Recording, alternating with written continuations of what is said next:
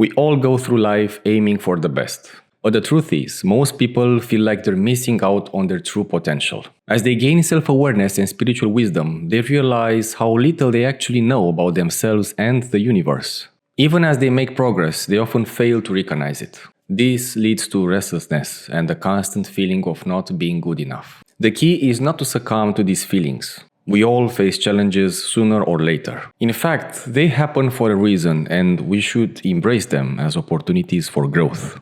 When it comes to spiritual evolution and a spiritual path, there are 3 phases you should be aware of. Understanding them can release much of the unnecessary stress that comes from a lack of awareness. These 3 phases are releasing low vibrational energies, developing self-awareness, and balancing self-healing with serving others. Growth means peeling away layers of fear and limiting beliefs while replacing them with forgiveness, compassion, and clarity. As you step into this state of spiritual liberation, you'll gain a sharper sense of purpose, allowing you to navigate life with wisdom and detachment. This is how you find meaning in everyday duties as you align them with your spiritual mission. Hi, I'm Vlad from ReikiScoop.com, and in this video we're going to talk about the 3 phases of spiritual evolution and why recognizing them is crucial for navigating your life with purpose and confidence. If you're new to this channel, consider subscribing to take your Reiki practice to the next level through videos just like this. Now, let's get into it. Each person, whether they are awakened or not, feel that sometimes they are out of place. They don't know, they're not sure if they belong to a place, a journey, a path. They begin to be confused, and I'm sure this has happened to most of us more than one time. Personally, I know it has happened to me quite a few times, wondering and asking myself if I'm on the right path, if I'm doing the right thing, if I have the right knowledge to walk a certain path. The truth is that you don't know until you know. You don't know until you try it, to be more specific. It's difficult to understand certain elements until you see how they fit into your life, your perception, your beliefs, your understanding, and if they can align with your values and purpose. The reason why I mentioned people that are awakened and people that are not so awakened, I don't want to make 2 categories necessarily. But the truth is that when you learn about your potential from a spiritual and energetical perspective, when you learn about your energetic anatomy, when you start engaging in holistic practices, be it meditation, be it theta healing, be it Reiki, you begin to wonder if you're on the right path in a more deeper manner, and you are beginning also to question if what you have learned is just the beginning, or is it the middle, or are you beginning to be enlightened? The truth is that when you learn and you integrate knowledge, wisdom, and elements from holistic practices, even religious practices, if you are a healthy, mental and emotional person, you'll soon realize how little you actually know. And that's, in my opinion, one of the parts of each person's journey towards mastery of something, a practice, an ideology, an element in their life. I think that true mastery also has a healthy dose of humility, meaning that you begin to know what you don't know, and you begin to understand how little you actually know from the vast amounts of knowledge and wisdom that you can actually tap into. Paradoxically, this doesn't mean that you need to succumb to life's chores and just renounce any potential spiritual path or any spiritual potential, generally speaking. On the contrary, each one of us has their own responsibilities, chores, duties towards ourselves, first of all, right? Towards family, friends, people around us. But that doesn't mean that we shouldn't go a bit further. We shouldn't take things a step further and analyze what we can actually do with our lives, what we can learn, what places we have to go in order to integrate and acknowledge wisdom and knowledge, and to understand our true value from a spiritual perspective. And to be honest, just to make a note here, I understood about myself a lot more while traveling to sacred places. than I understood in many sessions and courses, and maybe staying at home or just walking in my city, going to places that offer a sacred value, be it monasteries or churches or temples. But even so, they don't need to be in this category. Maybe that place has intrinsic sacredness to it, that you can feel it and you can acknowledge it, and it can be related to history. But it worked for me to understand what I'm supposed to do here on earth in this moment in time. Perhaps for you might work something different in this manner. Something different might apply, more resonating for you, perhaps an activity or being around people, or perhaps just being a leader for your family and friends. So each person is different and they have different values. I was just mentioning what worked for me.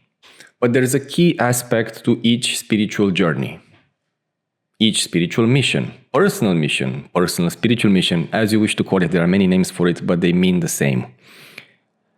There are 3 phases in each journey. I'll keep this notion for now, so it's easier to understand. Life journey. There are 3 phases that lead to spiritual evolution.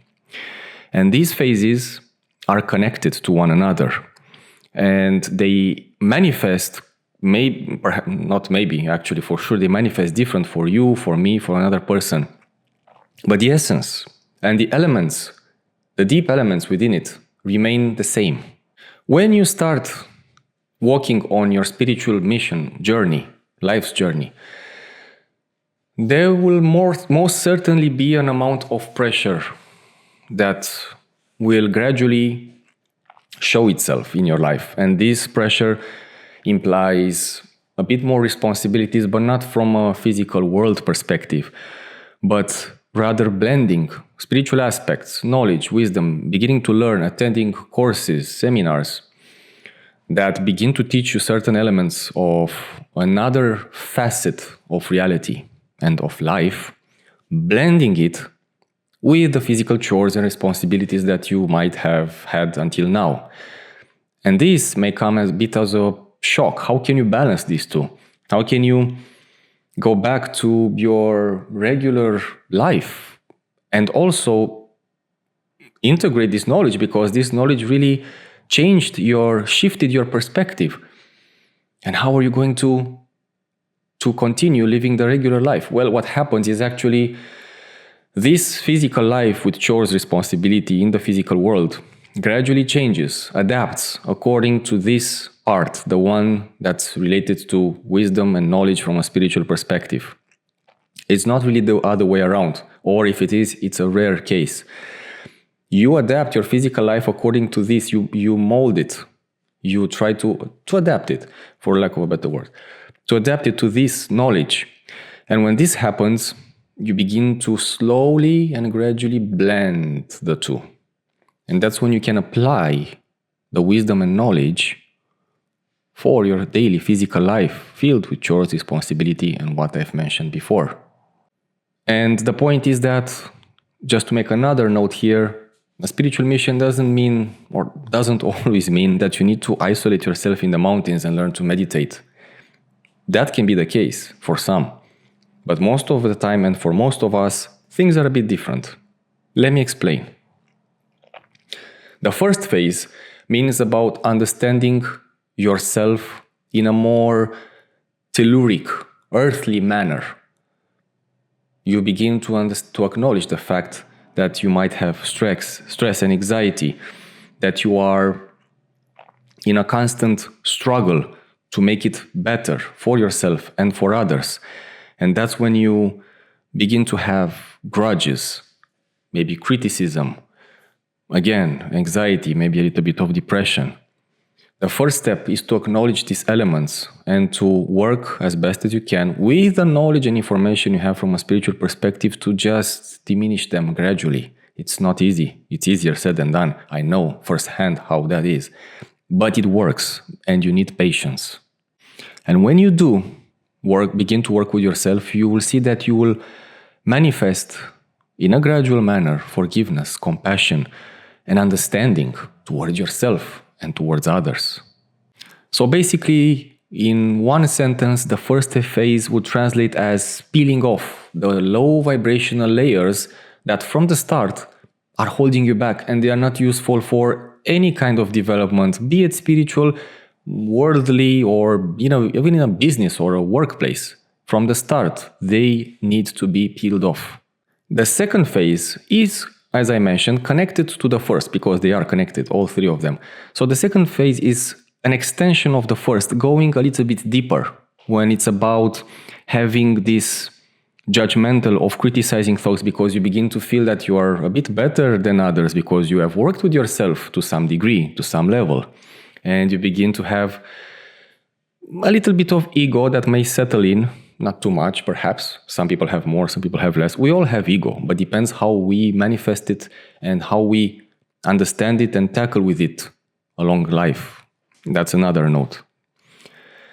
So this is the second phase, is an extension of the first one, which goes a bit deeper, meaning that you cannot judge others for their actions. I know the world is filled with many things that we tend to judge. And sometimes maybe you are right, you have a point. However, nothing happens without a reason, and nothing happens without having, most of the times, a karmic background. But what your purpose is to not criticize that, and to see to your life and understand that people that do certain actions, they do it from a place of their own vibration and knowledge. The current vibration and knowledge, which for your perspective might be low, and for the general perspective might be low. That's okay. It's not our place to judge them. If we can do something about it, and if something that a close person close to us has done that is bothering us or can bother other people, of course, perhaps you can take action, but from a place of harmony, not from a place of disrupting harmony, like being aggressive or criticizing or judging. That will get you nowhere. When is the last time you saw a person change or acknowledge something beneficial through judgment and criticism or being aggressive to them? I don't recall in my life anybody changing from this approach. But here's the thing. When you enter this second phase and you release these ideas of judging or criticizing or telling others what to do because look what I've done and you have to do it as well, because if you don't do it, you are in a low vibration, you are unknowledgeable. So you passed over that phase. You just leave people be and you allow them to manifest at their level, of course, within a common sense spectrum, obviously. And you begin to be more harmonious with yourself within this second stage. There's a chance that you might begin to sacrifice yourself, meaning that you forget about yourself because you go to the other extreme part, become too altruistic, too open, and you begin to offer too much from yourself. And then you lose sight of your path. So that's also another extreme. A balance must always be kept. Keep time and attention and focus for yourself as well. That doesn't mean being selfish. That means taking care of yourself, having respect for yourself and having respect for others, because first of all, you need to offer that to yourself before you offer it to others. So my point is, don't go into the extremes. Maintain a balance. Learn how to work with yourself, allowing others to be the way they want to be, offering them advice if it's beneficial and if you feel like there's place for it, if you know what I'm trying to say. If you feel like the person would be able to receive that advice. Even so, you can try once or twice. If there's no response, then maybe you should continue seeing to your own life. That doesn't mean going to the other extreme in which you sacrifice. Continue seeing your own path and help others. Of course, this doesn't mean that you don't help others, but you do so in a balanced way. And the third phase is actually engaging with practice, an approach that works for you. For some, it can be Reiki. For me, it was Reiki and meditation. I practiced quite a lot of practiced a lot of practices. I had a lot of approaches, but Reiki was the one I resonated the most. For others might be physical activity, a sport. Maybe for some people it's just walking in nature. For some is attending certain psychology related classes, or maybe different environments that teach you something that you can use and work, actually do the work with yourself, an introspection. This is the phase that you actually deeply change things and raise your vibration and awareness. You tap, this is the phase where you tap into a higher consciousness. This is the actual work that you're doing. And it can be meditations again, Qigong, Reiki, Theta healing, yoga, whatever works for you. Maybe it's just seeing friends. Maybe it's just meeting with your family. It doesn't need to be a therapy class or a practice. Everybody is different and we work and we function differently. Just know that either way, either approach, as long as it teaches you something, as long as you find value, spiritual value within that place and not a toxic place. So if you find something of spiritual value within the place that you are, again, class, family, friends, nature, whatever it is, even a church or a temple, everybody has different preferences. That's perfectly fine. As long as you find value in that place, that means it's useful for you. If you don't find value, it means that you're not exactly in the right place. Well, it doesn't mean giving it up entirely, because maybe it's something very close to you and related and you cannot just give it up. Maybe it's a family concept and it's difficult, you cannot let go. You just need to bring another vibe.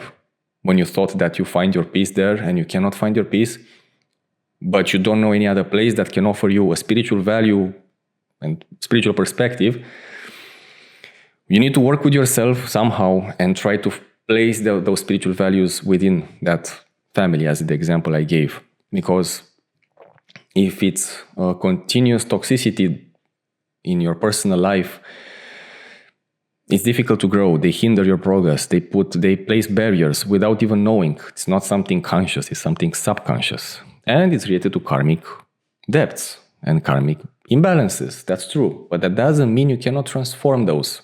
Again, seek places that offer spiritual value from which you can learn something. From an energetical, from a holistic, from a spiritual perspective, as you wish to call it and name it. Whatever offers you value and knowledge and wisdom helps you tackle life's journey, the challenges that occur along the journey, of course. Also at this level, if you haven't experienced it in the second one, at this third stage, you might experience the idea of being too altruistic and sacrifice too much. Again, a balance must be kept. Well, there's a fourth stage as a bonus idea, which refers to being at peace all the time, being in harmony all the time. Difficult to master, but not impossible. Quite unclear to understand, but not impossible to understand.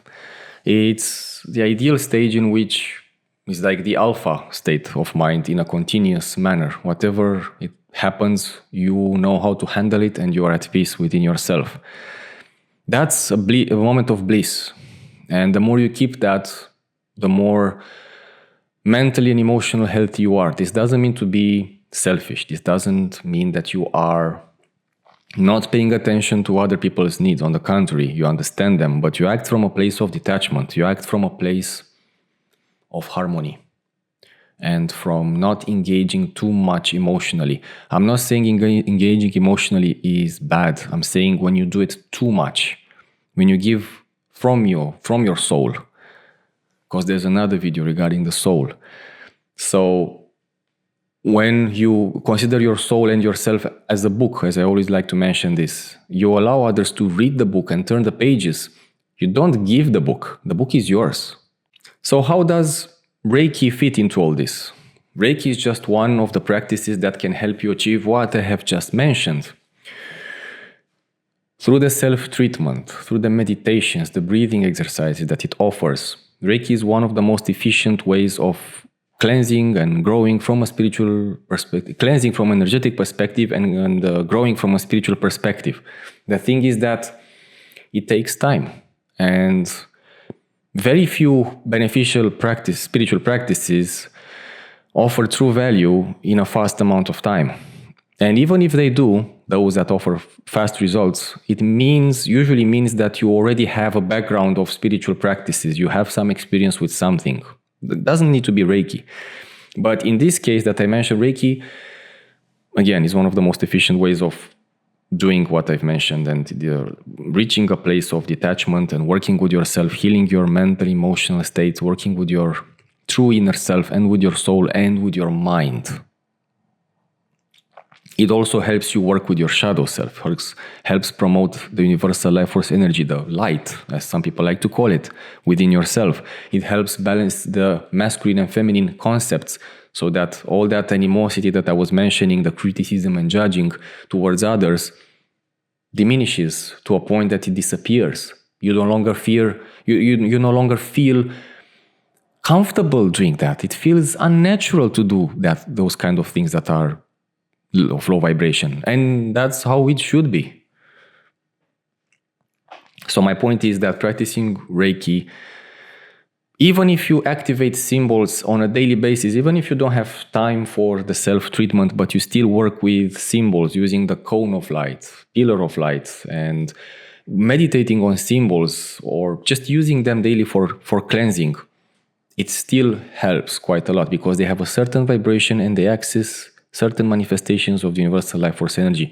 As I like to mention in my book, The Ultimate Reiki Symbols Guide, I keep mentioning that on the back and within the book, and I mention how to use the symbols for tackling different approaches, different problems in life, how to cleanse, how to use each symbol towards a healing cycle and the cleansing cycle. So even the Reiki symbols are quite useful for tackling all what I've mentioned. Finally, the idea of introspection and meditation should come to mind. Be it Reiki or not, just staying with yourself for a few minutes each day. Sometimes the more the better. Walking in nature by yourself, gathering your thoughts, entering the alpha state of mind and listening to your guides, to your spirit guides and to your guardian angel will help you determine which spiritual path is the one for you. I cannot tell you that. Nobody can. Only you can know which path is good for you. And sometimes our paths mean that we just need to interact with other people, even if we don't like that place. Maybe it's a workplace and we don't like that workplace and we don't like the people that are there. We don't get along with them, but there's a purpose that you are there. There's a reason why you are there. And probably it's going to be for a limited amount of time.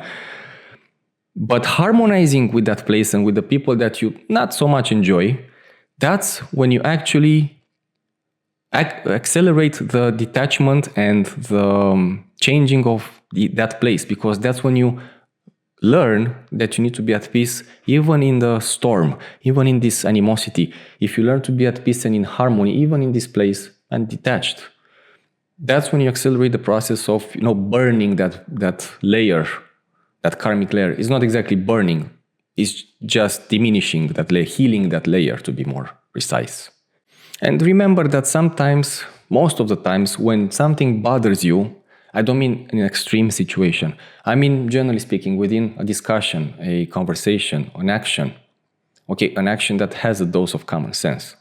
Not somebody approaching you and wanting to hurt you. I mean, from a more common sense point of view. When something bothers you and you begin to be angry from it, it usually reflects something that's unhealed within you. Not all the time. It depends on the action. Again, I'm not talking about extreme situations in which you have no choice. I mean where you have a choice and you could actually not react more. You have the choice of not reacting that aggressive or that stressed or in that manner. It reflects something that's unhealed within you. And also remember that helping others means helping you. Helping others, inform them regarding their spiritual art, spiritual life, energetic anatomy, teaching them about a practice or about a new approach, a healthy approach to life. It also helps you because you are engaged in this egregore, this collective consciousness of healing and developing oneself. So this is my perspective so far. I might add new things in the future. This is like a summary of what I understood so far. And of course, feel free to leave comments and tell me your opinion about the spiritual mission, spiritual evolution, our journey that leads to evolution.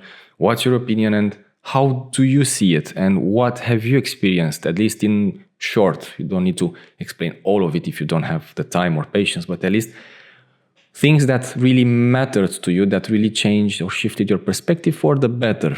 Even if those moments were not so pleasant, they did offer something beneficial. Perhaps you can share that with me.